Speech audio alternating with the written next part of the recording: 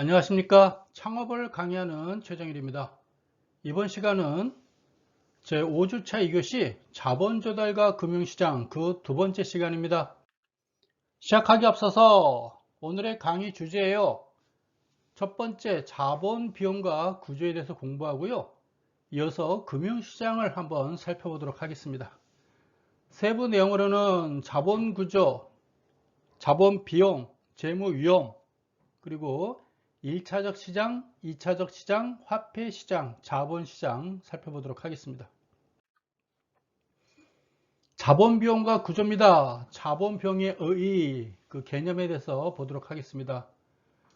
투자안에 대한 경제성을 평가하기 위해서는 미래 현금의 흐름을 할인율로 할인하여 현재 가치를 구해야 하는데 이 할인율을 우리가 자본 비용이다 라고 부르고 있습니다. 자본 비용은 자본을 사용하는 대가로 기업이 자본 제공자들에게 지급하는 비용을 우리가 자본 비용 이렇게 불러주고 있어요. 자본 비용에 이어서 자금을 차입할 경우에는 차입금에 대한 이자는 부채에 대한 자본 비용으로 자본 비용의 주요 기능은 다음과 같습니다 라고 되어 있어요. 그 내용들 하나씩 보도록 하겠습니다. 자본 비용은 투자를 위한 최저 필수 수익률로 투자 결정을 위한 기준이다 라고 되어 있고요.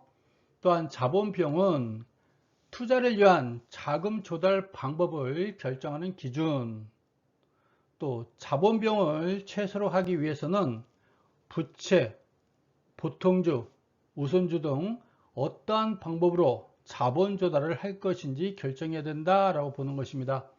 예를 들어서 채권을 발행할 것이냐 아니면 은행으로부터 또 주변 지인으로부터 돈을 빌려올 것인가, 부채적인 측면이겠죠. 또는 주식을 발행해야 되는데 투자자를 모집해야 되는데 보통주를 발행할까 우선주를 발행할까, 어떻게 자금 조달을 할 것인가를 결정해야 된다라는 내용입니다. 투자 비용은 미래 배당의 현재 가치인 기업 가치를 계산하는 데 있어서 우리가 할인율로 사용되고 있어요. 미래 배당의 현재 가치는 기대되는 배당액의 크기와 할인율에 의해서 결정하고 있습니다. 따라서 우리가 자본 비용이라 하면 투자 결정과 자본 조달 결정 또는 배당 결정에 있어서 매우 중요한 사항이다 라고 보는 것입니다. 우리가 사업하려면 돈이 필요하잖아요. 자본 비용이라고 부르고 있어요. 자본을 빌리다 보면 이자를 갚든지 배당을 줘야 되는 거겠죠. 내 돈이 아니기 때문에, 남의 돈이기 때문에 뭔가, 그래서 어떤 사업을 할 것인가, 또 자본 구조 어떻게 돈을 끌어올 것인가, 또 이자를 줄 것인가 배당을 줄 것인가, 어떤 것이 더 경제적인가를 생각해야 된다라고 보는 것입니다. 돈을 빌려올 때 어떤 것이 경제적인지, 또 우리가 갚을 때 이자를 갚는 게 좋은지 배당으로 주는 게 좋은 것인지 판단하라는 얘기입니다. 원천별 자본 비용이에요. 장기 부채 및 자기 자본과 같은 장기적인 자금만을 자본으로 간주하고 이를 원천적 자본 비용을 구하게 되면 다음과 같습니다 라고 되어 있어요. 타인 자본 비용, 채권을 발행하든가 타인으로부터 돈을 빌려왔을 때 타인 자본 비용이 되는 거겠죠. 채권 발행도 이에 속한다 라고 보면 되겠습니다. 필요한 자금을 조달할 경우에 그 대가로 지급하는 이자 비용으로 우리가 부채로 인식하고 있어요. 타인 자본, 곧 부채 이렇게 보면 되겠죠. 타인 자본에 대한 이자는 비용으로 처리되어 과세 대상 수익이 줄어들게 됩니다. 법인세가 적게 부과되어 이자 비용이 그만큼 적게 지급한 것 같은 효과로 나타나게 돼요. 돈을 빌려와 가지고요 이자를 갚게 되겠죠. 이자를 갚는다는 얘기는 그만큼 법인세, 세금 낼 때 그만큼 감면받을 수 있다라고 보는 것입니다. 내가 돈을 많이 벌었어요. 근데 버는 게 다 내 돈이 아니겠죠? 순수입이. 왜? 이자를 내고 있기 때문에 그렇다는 얘기겠죠. 그래서 수입이 그만큼 줄어들어요. 수입이 줄어들다 보니 그만큼 세금도 줄어든다라고 보면 되겠습니다. 우선주 비용이 있어요. 우선주는 자기 자본에 속하지만 보통주 입장에서 보게 되면 일정에게 배당이 성급되어야 하므로 부채와 같은 특성을 지니고 있어요 라고 보는 것입니다. 1%에 최소한 1%만큼의 배당은 줘야 되기 때문에 그런 거예요. 이제 보통주 비용입니다. 보통주에 의한 자금 조달의 대가로 보통주 주주들이 요구하는 수익률이에요. 배당 주세요 라고 말하거든요. 기업이 보통주로 조달한 자금에 대해서 배당을 하기 위해서는 필요한 최소한의 필수 수익률이 존재하고 있습니다. 주가는 미래 배당금을 현재 가치로 표시한 것이 바로 주가예요 라고 보는 것입니다. 따라서 미래 배당금의 현재 가치와 주가를 같게 하는 할인율이 우리가 최저 필수 수익률인 자본비용이다 라고 보고 있어요. 조금 어려운 얘기죠. 이거는 여러분들이 이제 2학년 때 재무관리를 하게 되는데요. 그 재무관리에서 여러분들이 또 깊이 공부하게 될 겁니다. 유보비용에 대한 자본비용이에요. 유보이익으로 자금 조달을 할 경우 대가를 지급하지 않기 때문에 비용이 들지 않으리라고 생각을 하지만 다른 투자에 대한 사용하지 못한 기회비용이 발생하게 돼요. 유보비용이라는 얘기는 돈을 착착착 비상금을 쌓아놓는 것이죠. 비상금을 쌓아놓게 되면 좋을 것 같으나 왜 너 이게 그 비상금 가지고 책을 사가지고 공부하지 않았니? 그거 가지고 학원을 끊어가지고 왜 공부하지 않았니? 뭐 그런 얘기도 있을 수 있는 거겠죠. 왜 다른 사업에 투자하지 않았겠니? 주식을 사지 뭐하고 있었니? 왜 주가가 많이 올랐으니까요. 그런 얘기를 말할 수 있는 거겠죠.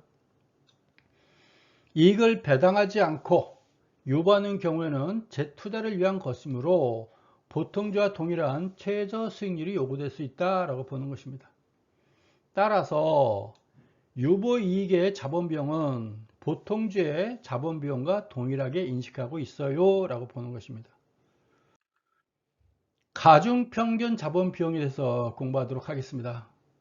투자한 평가를 위한 할인율로 자본비용이 사용되고 있는데 이때 자본비용은 가중평균 자본비용을 의미하고 있습니다 라고 말하고 있고, 이와 같은 가중평균 자본비용은 자본 조달 원천별 자본비용을 총 자본 중에서 차지하는 비율에 따라 가중평균한 것, 이것이 우리 가중평균 자본비용 이렇게 보고 있습니다.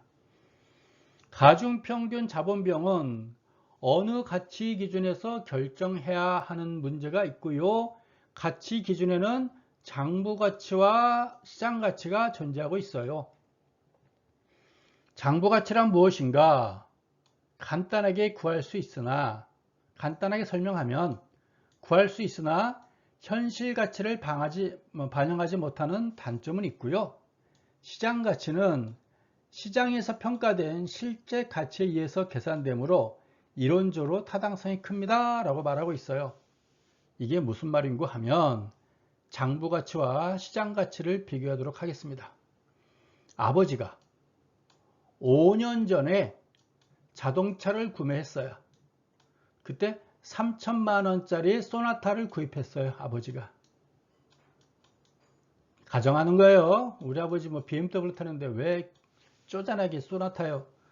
제가 소나타 타니까 너무 그러지 말아요. 5년 전에 3천만 원짜리 소나타를 구입했어요. 근데 지금은 구입할 때는 3천만 원이었으냐, 5년간의 시간이 지나다 보니 지금은 시장에 내다 팔려고 봤더니 중고차 가격에서 1,000만 원이라고 그래요. 내가 구입할 때는 3천만 원이었으나 지금은 1,000만 원이에요. 그럼 아버지가 5년 전에 자동차를 구입할 때 아버지 장부에는 3천만 원 구입 이렇게 써 있을 거예요. 근데 시장에 내다 팔려고 했더니 이게 3천만 원이 아니라 감가상각이 돼가고 시간이 지나다 보니 1,000만 원이 된 거예요. 그러면 과거 3천만 원은 장부가치고요. 장부상에 적혀있기 때문에 구입가격은 3천만원. 현재 시장에 팔려고 내놓은 1,000만원은 우리가 시장가치 이렇게 보는 것입니다. 시장가치. 이해가시죠? 장부가치와 시장가치 비교해보면 되고요. 아버지가 5년 전에 주식을 샀어요. 1,000만원어치 아버지가 주식을 샀는데 5년 동안 주가가 쫙 올라갔어요. 쫙 올라가가지고 지금은 5천만원이 됐어요. 이해가시죠? 그럼 아버지 장부상에는 주식을 1,000만원어치 매매했잖아요. 아버지 장부상에는 1,000만원으로 되어 있는데 지금 시장 가서 증권사 거래소 시장 가서 팔려고 했더니 주가가 쫙 올라가지고 5천만원이에요. 그럼 아버지 주식은 장부가치 1,000만원, 현재 시장가치는 5천만원 이렇게 보는 것입니다. 이해가시죠? 그래서 장부가치가 클 수도 있고 시장가치가 클 수도 있고 현실적인 거는 지금 가격이 얼마냐가 중요한 거지 왕년에 나 때는 해봤자 소용없는 것이죠. 현재 시장가치가 얼마입니까가 중요한 거겠죠. 자본구조와 재무위험에 대해서 공부하도록 하겠습니다. 자본구조는 게 이거예요. 대차도표표, 자산.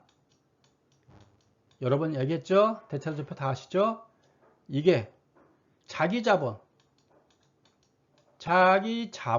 시간이 좀 걸리나요? 자기자본. 칠판에 썼으면 참 좋은데 네, 이게 자자입니다. 그 다음에 타인자본.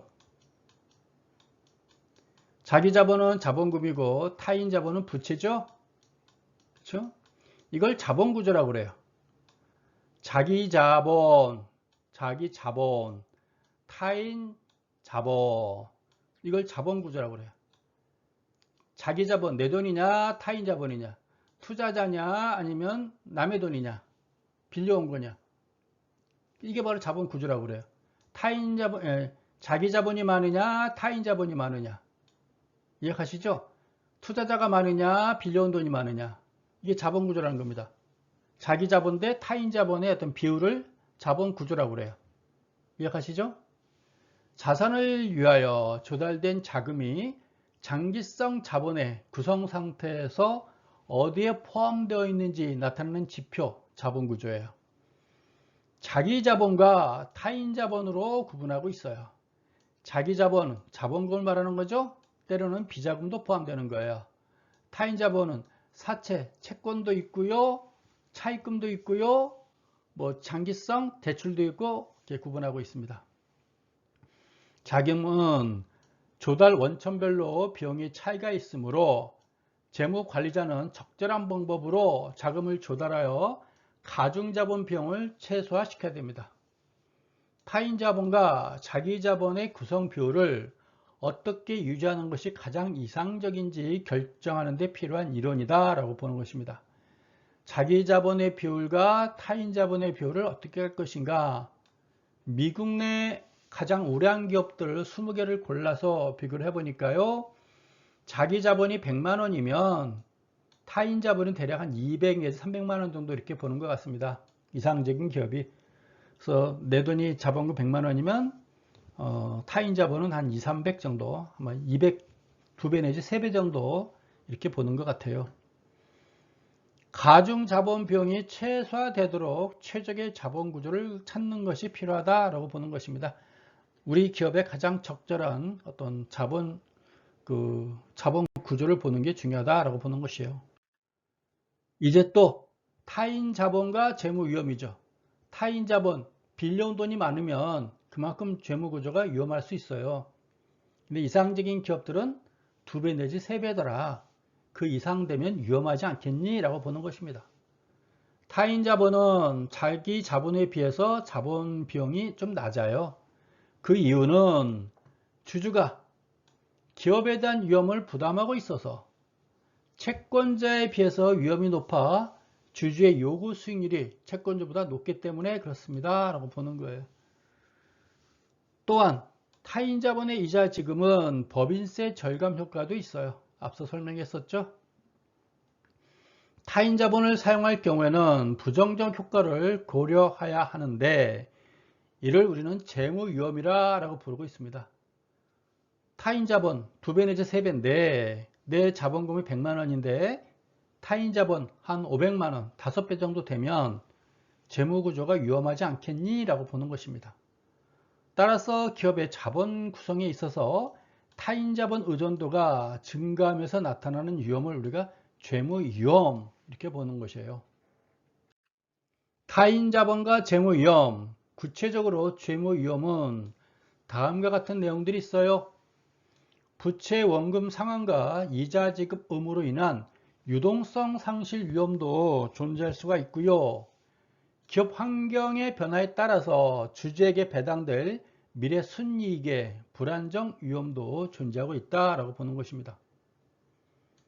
유동성 상실 위험은 부채가 증가하면서 매년 고정적으로 지급해야 되는 이자 및 원금 상환이 증가하기 때문에 기업의 지급 능력을 초과하여 파산 위기를 가져올 수도 있어요. 여러분들이 알바비를 벌고 있는데 BMW 500 시리즈를 사게 되면 할부로 사게 되겠죠? 그러면 이자도 내야 되고 원금도 갚아야 되고 보험료 내야 되고 기름값 내야 되고 알바비 가지고 감당이 안 되겠죠? 네, 파산되겠죠. 그런 얘기예요. 미래 주주 위험의 불확실성에서 투여되는 위험이 바로 재무 레버리지 효과 이렇게 부르고 있습니다.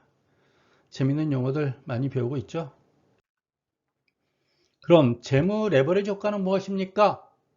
재무 레버리지는 자기 자본 분지 타인 자본 비율로 정의하고 있어요. 자기 자본이 100만 원이고 타인 자본이 300만 원이면 재무 레버리지 비율은 300%, 100분지 300 곱하기 100을 하겠잖아요. 100% 하니까 이해가시죠? 300% 이렇게 되는 것입니다. 기업의 타인 자본 의존도에 따라서 주주에게 귀속되는 손익이 확대어 나타나는 효과다라고 보는 것이에요. 내가 100만 원 가지고 투자하면 100만 원 갖고 투자하면 연 10만 원밖에 못 벌어요. 100만 원 갖고 투자하면 10만 원밖에 못 버는데 300만 원 갖고 투자하게 되면 얼마 벌 수 있겠어요? 30만 원을 벌 수 있겠죠. 이해가나요? 100만 원만 갖고 투자하면 10만 원 버는데 내가 200만 원을 빌려와 가지고 200만 원을 빌려와서 300만 원 갖고 투자하게 되면 30만 원을 버는 거예요. 그럼 200만 원을 벌어온 거에 대한 이자를 갚으면 되겠죠? 이자 한 10만 원 갚으면 되겠죠. 이자 10만 원을 갚게 되면 나는 30만 원에 10만 원 빼게 되면 나는 20만 원을 벌게 되는 거죠. 어려운 말 하나도 아닌데 100만 원 갖고 투자하면 10만 원을 벌어요. 근데 200만 원을 빌려와서 300만 원 갖고 투자하게 되면 30만 원을 벌게 되죠. 그렇죠? 근데 200만 원을 빌려올 때 이자가 10만 원이면 10만 원 갖고 나면 나는 총 결과적으로 20만 원을 벌게 된다. 그런 얘기예요. 이해가시죠? 그게 재무 레버리지 효과예요. 저렴하게 이자를 빌려와서 높은 수익률을 내가 사업해서 올리게 되는 거. 레버리지 효과 이렇게 부르는 겁니다. 타인 자본 사용으로 고정적인 이자 비용이 지출되겠죠? 이 경우에 주주에게 들어갈 순이익은 영업이익이 변할 때마다 지렛대처럼 확대된 비율로 변하게 되는데 이를 재무 레버리지 효과라 이렇게 부르고 있어요. 타인 자본 의존도가 높을수록 재무 위험은 커지지만 재무 레버리지 효과도 같이 커지게 된다라고 보는 것입니다. 100만 원 갖고 하게 되면 10만 원 벌게 되는데 400만 원을 빌려와 가지고 400만 원을 빌려와서 500만 원을 투자하게 되면 50만 원을 벌게 되겠죠. 그럼 400만 원을 빌려왔기 때문에 이자는 20만 원 갖게 되죠. 그렇죠? 그럼 나는 결과적으로 30만 원을 벌게 되는 거죠. 그런 얘기예요. 많이 빌려올수록 재무 위험은 커지지만 효과는 커지게 된다 그 말입니다. 100만 원 갖고 투자할 때는 10만 원 벌게 되는 거고 300만 원 갖고 투자할 때는 결과적으로 20만 원 벌게 되는 거고 500만 원 갖고 투자할 때는 결과적으로 30만 원을 벌게 되는 거잖아요. 자본 구조에 관한 이론 공부하겠습니다.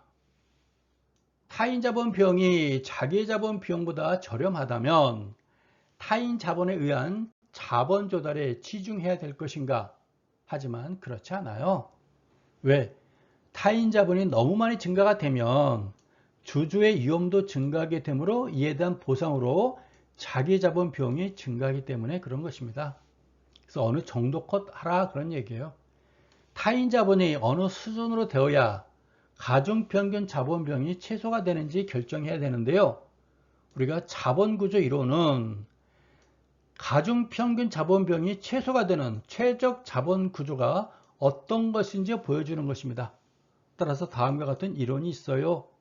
다음 페이지 보게 되면 어떤 재미난 이론이 있는 것 같습니다. 첫 번째, 순이익 접근법, 자본 구조에 관한 이론인데요. 이것도 여러분들이 2학년 때 재무관리를 가게 되면 재무관리에서 자세하게 또 설명을 해줄 겁니다. 한 학기 내내 이거 가지고 공부하게 될 거예요. 순이익 접근법은 타인 자본 비용이 증가하더라도 타인 자본 비용과 자기 자본 비용이 불변이라고 가정을 하고 있고요. 타인 자본이 증가할수록 자기 자본 비용보다 저렴한 타인 자본의 가중치가 증가하게 되므로 가중평균 자본 비용은 감소하게 됩니다. 타인 자본을 많이 사용할수록 가중평균 자본 비용은 감소하게 되므로 기업 가치는 증가하게 되고요. 따라서 순이익접근법은 기업이 타인 자본을 많이 사용할수록 재무 위험이 높아져 이에 대한 보상으로 자기 자본 비용과 타인 자본 비용이 높아지는 것을 무시하고 있으므로 사실 현실성은 없는 이론이다 라고 보는 것입니다. 타인 자본 많이 사용하게 되면 기업 가치는 증가하다고 했는데 앞에서 공부했죠? 위험해지죠. 신용도가 떨어지고 그런 것도 있습니다. 이런 이론이 있는데 이상적인 이론이고 현실 가치는 좀 떨어지지 않겠니? 라고 보는 것입니다. 순이익 접근법이에요. 순이익 영업은 타인 자본이 증가해도 타인 자본 비용은 일정하나 자기 자본 비용이 증가하기 때문에 가중평균 자본 비용은 일정하게 된다고 가정하고 부채 비율이 증가가 기업 가치와 무관하여 최적 자본 구조가 없다는 것입니다. 따라서 우리가 순영업이익을 가중평균 자본 비용으로 자본화하여 기업 가치를 우리가 산출하고 있어요. 기업 가치란 것은 주가가 올라가면 기업 가치는 상승하게 되는 거예요. 여러분들이 공부 잘하면 여러분들이 또 건강하고 튼튼하면 여러분 자신의 가치가 증가하는 거랑 마찬가지겠죠? 그겁니다. 이 방법에서 가중평균 자본 비용이 일정하므로 기업 가치도 부채 비율에 따라서 변하지 않고 일정하게 되는 것입니다. 라고 되어 있어요. 전통적인 접근법입니다. 전통적인 접근법은 타인 자본을 적절하게 사용함으로써 기업은 가중평균 자본 비용을 최소로 할 수 있는 최적의 자본 구조를 유지할 수 있어요 라고 보는 것이고, 타인 자본을 사용하게 되면 일정 수준까지는 타인 자본의 저가 효과가 재무 위험의 증대 효과를 상쇄하고도 남아요. 적절한 타인 자본은 필요하다라고 보는 것입니다. 이 때문에 가중평균 자본 비용이 하락하게 되어 기업 가치가 증가하게 되겠지만 일정 수준을 초과하게 되면 타인 자본의 저가 효과가 재무 위험의 증대 효과보다 적게 되어 기업 가치는 하락하게 됩니다 라고 되어 있어요. 그래서 앞에서 미국의 이상적인 우량 기업들 보게 되면 대략 200 내지 300% 정도라. 내가 100만 원이면 부채 비율은 200 내지 300만 원 정도 빌려오더라 라고 이렇게 보는 것입니다. 500, 1000 막 넘어가면 그만큼 불안하다 라고 보는 것이에요. 따라서 전환점 해당하는 부채 비율에서 기업의 최적 자본 구조가 존재할 수 있다라고 보는 것입니다. 이론상으로 부채 증가로 인한 한계 이익과 이로 인한 발생하는 재무적 위험에 대한 한계 비용이 서로 일치하는 점에서 기업 가치는 극대화될 수 있는데 이를 기업의 최적 자본 구조다라고 부르고 있습니다. 현실적으로 특정 기업의 최적 자본 구조를 정확하게 산출하는 것은 불가능하고요. 그러므로 기업은 자본 구조를 결정할 때 중요한 요인들을 분석해야 되는데요. 그 요인들이 뭐가 있느냐? 그 요인들이 바로 그 첫 번째 기업의 성장률, 중요한 요인들입니다. 기업의 성장은 매출액이 증가하면서 높은 이익률을 지속하는 것이 기업 성장이겠죠. 물건도 많이 팔면서 돈도 많이 버는 것, 그게 기업이 성장하고 있는 것이겠죠. 기업의 성장이 예상되는 경우 높은 부채 비율을 택해 가지고 높은 손익 확대 효과의 이점을 살릴 수가 있어요. 하지만 미래 기업의 성장이 불확실한 경우에는 자기 자본 비율이 높은 자본 구조가 바람직하다. 이게 뭔 말일까요? 부채 비율을 줄여라, 그런 얘기예요. 기업 성장이 불확실할 때는. 기업이 막 성장하는 성장 시기에는 좀 부채를 많이 늘려도 상관없겠다. 왜? 이자 비용은 5%인데, 이자 비용은 5%인데, 내가 올리는 수익성은 10%면은 이자 갚고도 플러스 마이너스 5% 이익이 남을 수 있잖아요. 그런 얘기입니다. 매출액의 안정성. 매출액이 비교적 안정된 기업들은 안정된 현금 수익과 수익을 유지하게 되어 일정 금액의 고정 비용을 정기 차입금으로 사용할 수 있어요. 매출액이 안정되어 있으면 매달 일정한 돈을 여러분들이 알바비로 벌게 되면 뭐 적절하게 여러분들이 뭐 스마트폰도 할부로 사고 화장품도 할부로 사고 옷도 할부로 살 수 있고 하겠죠. 일정한 수익이 여러분들이 있다면. 매출액이 불안정한 기업은 미래 현금 흐름의 불확실성으로 인해서 타인 자본에 대한 크게 의존하게 되면 지급 불능 위험이 따를 수 있다라고 보는 것입니다. 경영자 태도에 따라서 또 달라지겠죠. 경영자가 공격적이고 적극성이면 부채 비율을 막 늘릴 것이고, 경영자가 조금 안정적을 택하는 좀 보수적인 사람이라면 부채 비율을 좀 줄이겠죠. 자본 구조에 미치는 영향으로 기업이 타인 자본에 의존하는 경우 경영자가 어느 정도 위험을 느끼며 경영자가 기업의 지배권에 대한 어떤 태도를 갖느냐에 따라서 달라질 수 있다라고 보는 것입니다. 대기업은 주식 분산이 잘 되어 있기 때문에 자기 자본으로 자금을 조달하여도 기업의 지배권에 별 영향을 받지는 않아요. 반면 중소기업의 경우 자기 자본을 증가시키면 경영진이 교체될 수 있으므로 타인 자본으로 자금을 조달하는 경향이 있다라고 보는 것입니다. 자기 자본을 증가시킨다는 얘기는 동업자, 투자자를 많이 뽑게 되면 투자자가 나보다 더 많은 투자하게 되면 경영권을 뺏기게 되겠죠. 나는 100만 원 투자했는데 상대방 어떤 투자자는 300만 원 투자해버려요. 그럼 경영권 뺏긴다, 그런 얘기예요. 채권자 태도입니다. 기업이 다각적인 분석에서 적절한 자금 조달을 결정했다 하더라도 채권자의 태도에 따라서 자본 구조가 달라지겠죠. 돈 빌려줬는데 빌려주자마자 이자 갚아 왜 그러면은 돈 많이 못 빌린다, 그런 얘기예요.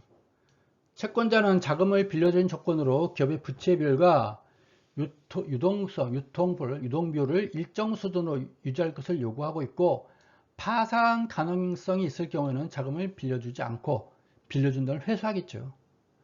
경쟁 상태, 시장의 경쟁 상태가 자본구조 결정에 중요한 영향을 미칠 수가 있어요. 시장에서 주가가 낮을 때 기업은 새로운 주식을 파는 것을 피하고 부채에 의해서 자본을 조달하게 된다라고 보는 것입니다. 기업이 속해 있는 산업의 경쟁 상태가 기업의 미래 수익성을 결정짓는 중요한 요인이 되므로 이에 따라서 부채 수용 정도가 달라져요. 경쟁이 심하면 미래 수익성이 줄어들겠죠. 미래 수익성이 줄어들게 되면 그만큼 부채도 늘리면 안 된다, 그런 얘기예요. 이자 갚을 능력이 안 될 수 있다, 그런 얘기죠. 자산의 구조입니다. 기업은 산업의 특성이나 기업의 영업 활동에 따라서 자산 구성을 각기 달리할 수 있는데요. 중공업의 경우 자본 집약적 산업으로 총 자산 중에서 고정자산이 차지하는 비중이 크게 되고, 경공업은 중공업에 비해서 유동자산의 비중이 커지게 됩니다 라고 되어 있어요. 또 고정자산의 비중이 높은 기업은 장기부채 의존도가 크고, 반면 유동자산의 비중이 큰 기업은 자본 조달을 단기부채에 의존하는 경향이 많이 높습니다 라고 보는 것입니다. 기업의 수익성과 법인세도 최적 자본 구조 결정에 영향을 미치게 돼요. 세금이 높으면 또 세금이 낮을 경우도 있고 높을 경우도 있겠죠. 그런 경우 또 판단한다 그런 얘기고, 수익성이 큰 기업은 부채 의존도가 낮고 법인세율이 높은 기업일수록 법인세 효과가 크기 때문에 타인 자본을 사용하는 것이 유리할 수도 있어요 라고 보는 것입니다. 금융시장을 이제 이해하도록 하겠습니다. 개념, 현대 경제에서 기업의 대표적인 형태가 주식회사겠죠. 주식회사는 소유권이 쉽게 이전될 수 있고 자금 조달을 쉽게 조달할 수 있고요. 주식회사는 금융시장으로 인해 가지고 크게 발전하고, 금융시장은 기업 재무에 중요한 영향을 기하고 있습니다. 뭐 이게 중요한 거기 때문에 계속 강조해서 주식회사도 나오고 금융성도 계속 나오고 있어요. 우리가 창업이란 거는 돈을 벌기 위한 거잖아요. 또 돈이 또 있어야 우리가 창업을 하는 거고요. 돈의 시장, 돈의 흐름, 금융시장을 우리가 자세하게 이해를 하고 있어야 됩니다. 자금 공급자인 개인과 자금 수요자인 기업을 연결시켜주는 중개 기능을 담당하고 있고, 기업은 주식과 채권을 발행하고 금융기관 차입으로 필요한 자금을 유치시킬 수도 있어요. 금융기관으로부터 대출을 받는다 그런 얘기입니다. 금융시장에서 개인과 기업 사이에 형성되는 자금 흐름은 주로 증권을 매개로 형성된다. 증권은 주식과 채권 이렇게 이해하면 되겠네요. 유형, 금융시장은 국민 경제에 중요한 역할을 담당하고 있죠. 기업의 입장에서 금융시장은 개인의 여유자금을 저축이나 투자 형태로 공급하여 기업이 생산활동에 기여하고 국민 국가 경제를 성장시키는 큰 역할을 해주고 있습니다.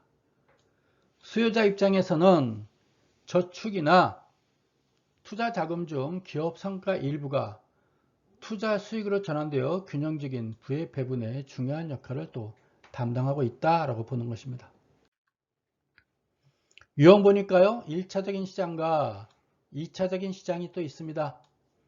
금융상품인 증권이 거래되는 성격에 따라서 1차적 시장, 2차적 시장. 1차적 시장은 앞서 간단히 설명했지만 발행시장이라고 우리가 부르고 있고요. 2차적인 시장은 우리가 유통시장이다 이렇게 불러주고 있습니다. 그래서 1차적 시장은 자금이 필요한 자금을 조달하는 시장이고, 2차적인 시장은 투자자가 증권의 유동성을 부여함으로써 유가증권의 시장성을 높여주는 시장을 2차적 시장 이렇게 보고 있어요. 이제 화폐시장과 또 자본시장으로 구분하고 있습니다. 금융시장은 기업과 투자자 사이에 자금 거래가 이루어지는 곳이에요. 따라서 화폐시장은 자금 거래가 1년 이내로 이루어지는 시장, 단기 금융시장. 자본시장은 1년 이상의 거래가 이루어지는 시장, 자본시장 이렇게 불러주고 있습니다. 또 직접 금융시장과 간접 금융시장이 또 있어요. 금융시장은 자금 수요자인 기업과 공급자인 투자자를 연결시켜주는 기능을 하고 있는데요. 직접 금융시장과 간접 금융시장 두 가지로 구분하고 있어요. 기업과 투자자를 직접 연결시켜주는 시장을 우리가 직접 금융시장, 간접 금융시장은 그 사이에 기업과 투자자 사이에 금융기관이 중간에 끼는 거. 그래서 금융기관의 중개로 인해 가지고 자금을 수합하여 금융기관의 이름과 계산으로 기업과 거래가 이루어지는 시장을 우리가 간접 금융시장 이렇게 보고 있습니다. 그래서 금융시장도 몇 가지로 구분되고 있어요. 은행에 대해서 보도록 하겠습니다. 은행은 일반은행, 특수은행, 예금 신탁 계정으로 구성하고 있습니다. 일반은행은 예금 및 대출, 지급 결제를 고유 업무로 하는 상업은행. 일반적으로 예금과 대출이라고 그랬죠. 예대 업무 이렇게 보면 되겠네요. 특수은행은 자금이 필요한 특정 부분에 자금을 원활하게 공급하기 위해서 설립된 기관. IBK 중소기업에 주로 하는 것이고, 수출입은행은 뭐 기업들이 수출할 때, 수출 또는 수입할 때 필요한 자금을 수출입은행에서 빌려주고 있고, 산업은행은 또 기업체가 필요한 자금들을 산업은행에서도 빌려주고 있고 하는 것입니다. 은행 신탁 계정이라 하면 은행의 고유 계정과 분리되어서 고객의 자금을 신탁받아 유가증권 투자와 대출 등을 운용하여 그 수익금을 배분하는 것. 신탁 계정은 투자자들의 돈을 받아가지고 은행에서 대신 투자해 주는 것. 신탁 계정 이렇게 보고 있습니다. 고유 계정은 고유계정과 신탁계정이 있는데요. 고유계정은 은행에 자기네 자본금 가지고 매매하는 것을 고유계정이라고 그래요. 신탁계정은 투자자들의 돈, 고객의 돈 가지고 운영해 주는 게 신탁계정. 고유계정은 은행 자기 자신의 자본금을 운영하는 게 고유계정. 이렇게 보고 있습니다. 비은행 취급기간 보도록 하겠습니다. 종합금융투자신탁회사, 상호신용금고, 신용협동조합, 우체국 등이 있죠. 종합금융회사는 중개기능과 증권중개와 보험 업무를 제외한 대부분의 기업금융 업무를 취급하고 있고, 상호신용금고는 정부의 사금융 양성화 정책에 의해서 설립되어 기업 내 서민과 소기업을 대상으로 예금과 대출 업무를 수행하고 있어요. 이 상호신용금고는 박정희 대통령 때 그 지하자금 그 사채업자들, 여기서 사자는 개인 사자예요. 앞에 회사채 할 때 사자는 회사 사자고, 회사 사자 이제 갑자기 생각이 또 나려고 그래요. 회사 이거였나? 이게 회사인가요? 맞죠? 이게 회사 같아요. 네. 그때 사자고, 여기서 사자는 이제 개인 사자, 개인 사채업자, 명동 사채업자, 그 사채업자들을 양성화시켜서 만든 게 바로 상호신용금고예요. 신용협동기구는 조합원에 의해서 여수순을 통해 조합원 상호 간의 공동이익 추구를 목적으로 운영되고, 신용협동조합, 새마을금고, 상호금융 등이 있다라고 보면 되겠습니다. 투자신탁회사는 투자자들에게 수탁받은 자금을 유가증권에 투자하여 그 운영수익을 배분하는 업무를 하고 있고, 우체국은 우체국을 금융창구로 활용해 가지고 농어촌 주민 및 도시의 소액가계저축, 수신 업무를 담당하고 있고, 국가가 경영하므로 국영금융기관에 속한다라고 보는 것입니다. 우체국 가시면 여러분들이 뭐 우표도 붙이고 택배도 붙이지만, 또 한쪽 왼쪽에 보게 되면 금융 업무도 하고 있어요. 펀드도 팔고, 네, 대출 업무도 하고 있나? 뭐 하고 있습니다. 보험 업무도 아마 할 거예요. 보험 업무도. 증권회사가 있어요. 인수 업무, 자기 업무, 위탁 매매를 통해서 유가증권의 발행 업무와 유통시장에서 매매를 중개하고 있고, 투자자에게 재산 증식 기회와 기업에게 자금 조달 기능을 제공해주고 있습니다. 보험회사는요, 다수의 계약자들로부터 일정한 보험료를 받아서 유가증권 투자나 대출 등으로 자금을 운영하며 보험 계약자의 노후, 사고, 재해 시 보험금을 지급하는 업무도 수행하고 있습니다. 생명보험사는 장기저축 및 보장성 기능이 혼합된 성격이고, 손해보험회사는 사고나 재산상 손실에 대처하기 위해서 보장성 기능이 강하다라고 되어 있는데요. 생보사, 손보사는 아마 지난주에 공부했던 걸로 간단하게 살펴본 적이 있었죠. 기타 금융기관으로서 여신 전문 금융기관이 있고요. 또 증권금융회사가 또 있습니다. 증권금융회사는 우리나라에 한국증권금융이 딱 하나밖에 없어요. 여의도에 있습니다. 증권회사나 일반 투자자들에게 증권 취득, 인수 및 매매에 따르는 자금 대출, 필요한 증권을 대여하는 대주 업무를 취급하고 있습니다. 기타 금융기관으로서 증권 투자회사가 있고 선물회사가 있어요. 증권 투자회사는 우리가 뮤추얼 펀드를 부르며 자산을 유가증권 등에 투자해 가지고 그 수익금을 주주에게 배분하는 업무. 우리나라는 중도 환매가 불가능한 폐쇄형 증권 투자회사의 설립만 가능하며 주식이 한국거래소와 코스닥 시장에서 거래되고 있습니다. 선물회사, 일반 실물 상품, 금융상품 및 지수를 대상으로 선물 거래를 영업하는 회사 이렇게 보고 있습니다. 기타 금융기관 또 있어요. 자금중개회사가 있고 투자자문회사가 있습니다. 기업 간, 금융기관 간 자금거래 중개를 전문으로 하는 회사. 우리나라는 한국자금중개가 대부분의 콜자금 중개를 주도하고 있고, 양도성 예금증서, 환매조건부 채권, 어업 및 외환거래 중개 업무를 수행하고 있다라고 보시면 되겠습니다. 투자자문회사는 유가증권 가치나 투자에 대한 투자에 대해서 고객에게 지원해주는 투자 자문 업무를 하고 있어요. 투자 자문 업무를 해주면서 그 자문 수수료를 받는 거예요. 투자 금액당 수수료를 받고 있습니다. 투자자들에게 뭘 사시고요, 지금 파세요, 뭘 사시고 뭐 파세요, 이렇게 하는 것입니다. 고객으로부터 증권 분석에 기초한 투자 판단의 일부 또는 전부를 위임받아 대행하는 투자 일임 업무를 수행하고 있어요. 대신 매매도 해주고 있습니다.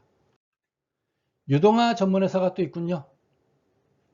자산을 보유자로부터 양도받아 가지고 이를 기초로 유동화 증권을 발행하고 해당 유동화 자산의 운영과 처분에 대한 수익으로 유동화 증권의 원리금이나 배당금을 지급하는 업무를 맡고 있고요. 우리나라는 유동화 전문회사와 주택저당 채권 유동회사가 있습니다. 이거는 1시간 정도 걸리는 내용인데요. 지금 이 대면 수업이 아니다 보니 한계가 있어요. 이거 역시 여러분께 혹시 대면 수업할 기회가 있으면 유동화 자산에 대해서 여러분께 설명을 좀 했으면 좋겠습니다. 이것은 뭐 MDS라고도 부르고 그렇게 하고 있어요. 중요한 내용들입니다. 창업 관련 금융회사입니다. 여러분들이 다음에 창업을 하게 되면 창업 규모가 커지면 돈이 필요하죠. 그때 돈 필요할 때 여러분들이 찾아갈 수 있는 금융기관이에요. 벤처 캐피탈이에요. 잠재력이 있는 벤처기업에 자금을 주고 경영과 기술 등을 종합적으로 지원하여 높은 자본이득을 추구하는 금융자본. 주로 기술력은 뛰어나지만 경영이나 영업의 노하우가 부족한 초기 벤처기업을 대상으로 돈을 빌려주고 있습니다. 벤처기업에 대한 투자는 위험이 높기 때문에 전문 투자회사를 설립하고 있어요. 따라서 뭐 가운데 생략하고요. 현재 우리나라는 중소기업 창업 투자회사와 신기술 사업금융회사로 현재 벤처 캐피탈 업무를 수행하고 있다라고 보는 것입니다. 벤처기업 하시는 분들이 한 번씩 다 찾아가죠. 돈 필요합니다. 그리고 또 신기술 금융회사가 있어요. 신기술 사업자에 대한 투자, 융자, 경영, 기술 지도를 시행하고 있는 회사들입니다. 특히 중소기업의 창업과 기술 개발을 중점적으로 지원해주고 있어요. 돈도 빌려주고 있고 또 기술 지원도 해주고 있고 이렇게 보면 되겠습니다. 창업 관련 또 금융기관들이 많이 있습니다. 창업 투자회사들이에요. 창업을 준비하고 있거나 기술은 뛰어나지만 자본이 미약한 중소기업에 납입 자본금의 50% 범위 내에서 직접 투자하는 회사들이에요. 또 경영 지도와 기술 지원 등도 지원해주고 있다라고 보시면 되겠습니다. 현재 우리나라에는 이와 같은 수많은 창업 투자회사들이 있어요. 그래서 여러분들이 창업에 하게 되면 나 기술이 뛰어난데 기술도 아무것도 없이 창업하면 안 되겠죠. 난 이런 기술이 있고 이런 아이템이 있고 이런 아이디어가 있는데 같이 한번 투자해 보시지 않으실래요? 하고 이렇게 찾아가는 건데요. 우리나라에 이런 무궁무진한 창업 투자회사들이 있습니다. 알아두면 창업하는 데 많은 도움 되겠죠. 한국 벤처 투자 조합도 있습니다. 벤처기업의 직접 투자와 벤처 캐피탈 출자 등의 목적과 중소기업 및 벤처기업의 투자 촉진을 위해서 2005년도에 설립됐고요. 주요 역할은 중소 및 벤처기업에 대한 투자를 목적으로 설립된 조합 등에 대한 출자, 중소기업 및 벤처기업에 대한 투자, 해외 벤처 투자 자금의 유치 지원, 중소기업 창업투자회사의 육성과 전문 인력 양성을 위해서 양성을 위한 교육사업 등등을 하고 있다라고 보면 되겠습니다. 여러분들이 뭔가 기술이 필요하다든가 사업을 하고 싶으면요. 여기에 의뢰하셔가지고요. 내가 사업하고자 하는 아이템에 대한 어떤 교육과정이 있습니까? 해가지고 여러분들이 가서 교육과정 배우시면 되겠죠. 유튜버가 하려면 영상 편집 같은 건 필요하잖아요. 다산 벤처 주식회사도 있습니다. 신기술과 지식을 실용화하고 벤처기업의 창업과 성장을 지원하고자 정부와 민간이 공동 출자하여 2000년 설립한 상법상의 주식회사입니다. 주요 역할은 기술개발, 창업, 투자, 경영 컨설팅 등 벤처기업의 창업에서 성장까지 모든 과정을 일괄 지원하는 종합 지원 기능을 수행하고 있다 라고 보시면 되겠습니다. 여러분들이 기술과 아이디어만 있다면 여러분들이 충분히 이런 기관들을 활용해서 여러분들의 꿈을 펼칠 수가 있어요. 엔젤 투자가 또 있습니다. 개인들이 돈을 모아서 창업하는 벤처기업에 필요 자금을 투자하고 주식으로 그 대가를 받는 투자 형태입니다. 주로 여러 사람이 돈을 모아서 투자하는 투자 클럽의 형태로 창업하는 사람들 입장에서는 천사와 같은 투자, 그래서 엔젤 투자라고 부르고 있어요. 투자하는 사람은 엔젤 투자자. 우리나라 대표적인 투자 기관에는 드림 엔젤스, 파트너 I, K컬처, AVA 엔젤 클럽 등등이 있습니다. 그래서 여러분들이 창업을 하는데 돈이 필요해요. 기술도 필요합니다. 그러면 여러분들이 이런 기관들을 여러분들이 활용할 수가 있습니다. 오늘 공부한 거 한번 쭉 다시 한번 검토해 보시길 바라고요. 저는 이상으로 마치도록 하겠습니다. 여러분 감사합니다. 수고하셨습니다.